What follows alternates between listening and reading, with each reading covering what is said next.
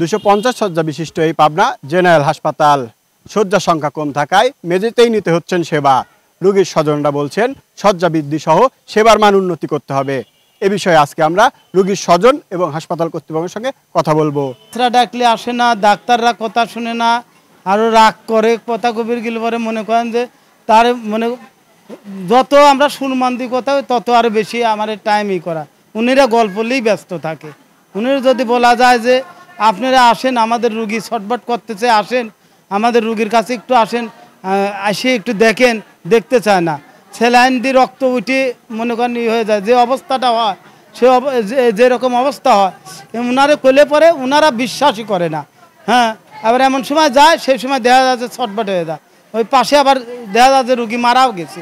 আমরা বিভিন্ন ধরনের জঞ্জাটে পড়ে আছি, যেরকম লোকজন যাতায়াত করতে পারতেছে না, রুগী ঠিক মতন বসতে পারতেছে না, উঠতে পারতেছে না, শুয়ে থাকতে পারতেছে না।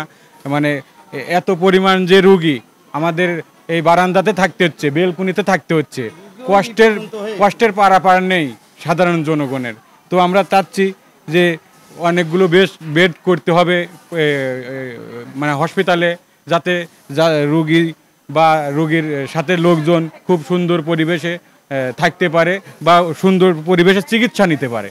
এই ধরনের আশা আকাঙ্ক্ষা আমাদের প্রয়োজন। আমি সকালে আমার মাকে নিয়ে আসছি, এখানে বেড পাইনি। এই যে দেখেন দুই পাশ দিয়েই রুগী আছে, প্রচুর পরিমাণ রুগী। দুই পাশ দিয়েই মধ্যে দিয়ে যে একটা রুগী নিয়ে যাবে ডাক্তার রুম ভিতরে, রুগী কিন্তু প্রত্যেকটা রুগী ভর্তি হলে পরে এবিন দিয়ে নিয়ে যাওয়া লাগবে।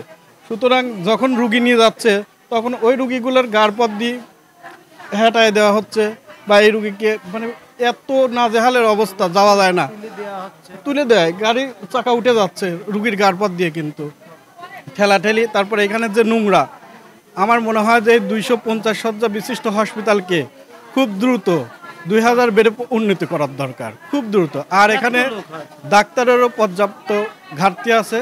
আপনার এখানে যে ডাক্তারগুলো রাউন্ড দিচ্ছে, ডাক্তার কালকে মোহাম্মদ আলী স্যার উনি বললেন যে গেট 11টার আগে খুলে না, কিন্তু মানে জনগণের প্রেশারে ওরা 11টার পর্যন্ত এর বেশি আটকা রাখতে পারে না। পরে গেট ছেড়ে দিয়েছে। যখন লোকজন যাচ্ছে, মোহাম্মদ আলী স্যারের গায়ে সম্ভবত একটা রুগী মানে রুগীর পেশেন্টের লোকের ধাক্কা লাগছে, উনি রাগ করে আর রুগী দেখলেন না। আমার মারাস কিন্তু তখন চিকিৎসা পাইল না, উনিরা চলে গেলেন। আমাদের বিরুদ্ধে তারা অনেক কিছুই বলতে পারে, কারণ আমাদের এখানে যথেষ্ট পরিমাণের রুগী দেখা যাচ্ছে। আমাদের সিট ক্যাপাসিটি যা তার চাইতে অনেক বেশি, অনেক। আমাদের সিস্টারের অভাব, ধরেন আমাদের অনেক নার্সের দরকার, সেই ক্ষেত্রে দেখা যাচ্ছে নার্সের সংখ্যা কম।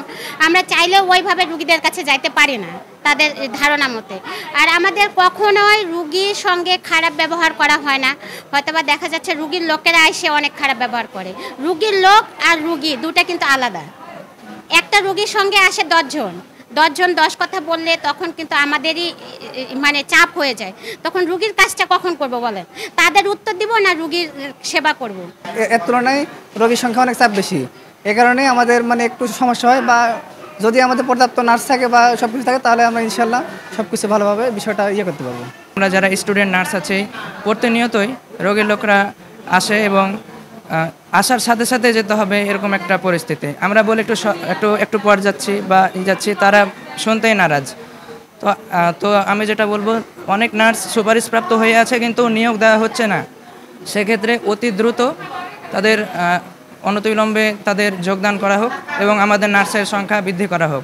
আমাদের পাবনা জেনারেল হসপিটাল মূলত একটি 250 শয্যার হাসপাতাল।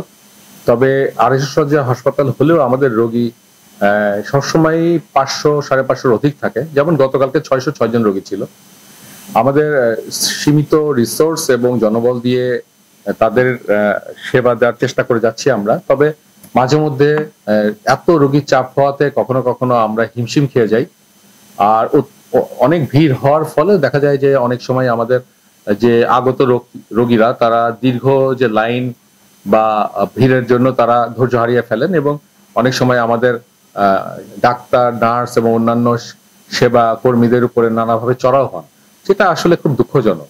হ্যাঁ, আসলে সবারই ধৈর্য ধরে সেবা নেওয়া উচিত, কারণ আসলে আমরা নিজেরা যদি ঠান্ডা মাথায় কাজ করতে না পারি তাহলে মানুষকে ভালো সেবাটা দেওয়া আমাদের জন্য দুষ্কর হয়ে যায়।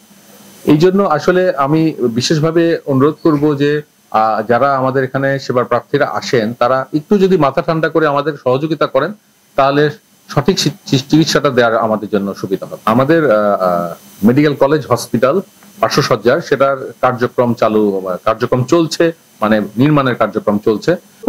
যে আমাদের যে রোগীর সংখ্যা আমরা দেখি, আমার মনে হয় 500 শয্যা কিছুদিনের মধ্যেই ওটাকে আরো এক্সটেনশন করতে হবে, কারণ এখন রোগীর সংখ্যা অনেক বেড়ে গেছে।